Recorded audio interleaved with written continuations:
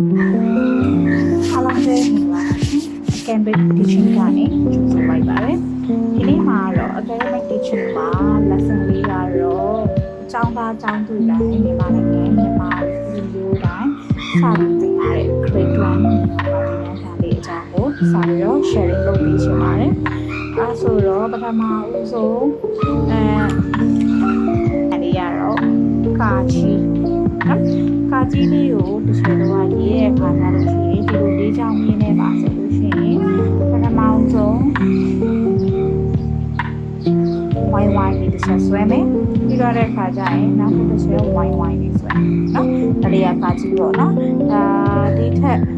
လောက်အောင်ရှင်းမယ်ဆိုလို့ရှိရင်နော်ဝိုင်းဝိုင်းလေးတစ်ချက်ဆွဲလိုက်မယ်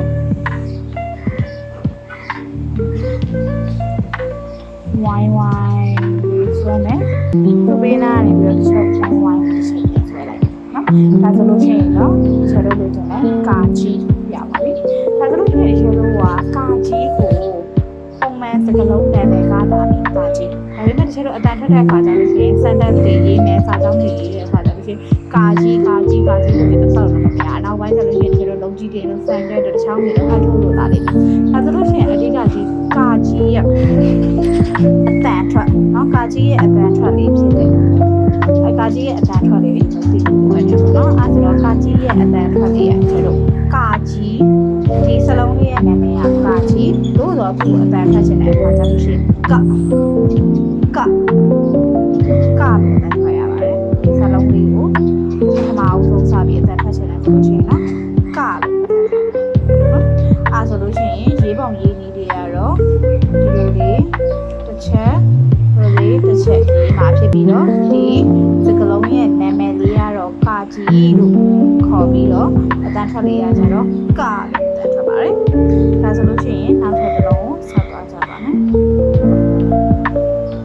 နောက်ထပ်တစ်လုံးလေးရတော့ဘာဖြစ်လဲဆိုတော့ခါကွေးအတန်ထွက်ပေါက်ထွက်နေလေးကခါကွေး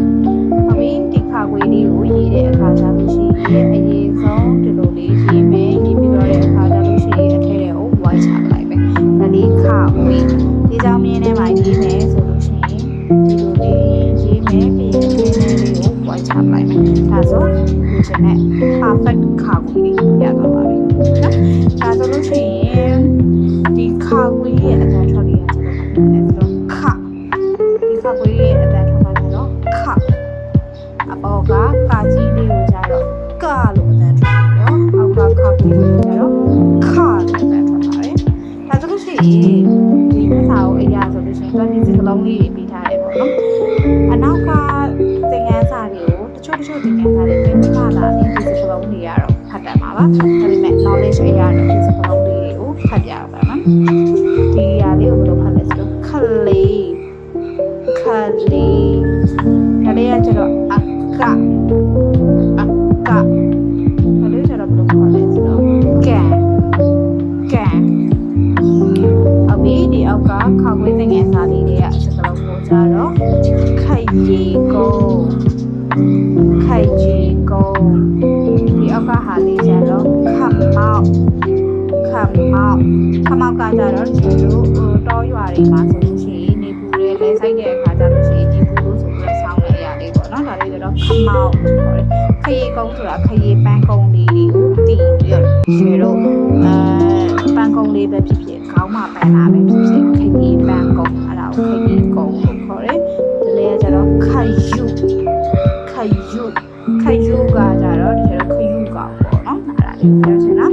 ဒါဆိုရင်တော့ဒီနေ့သင်ခန်းစာလေးကတော့ဒီလောက်ပါပဲ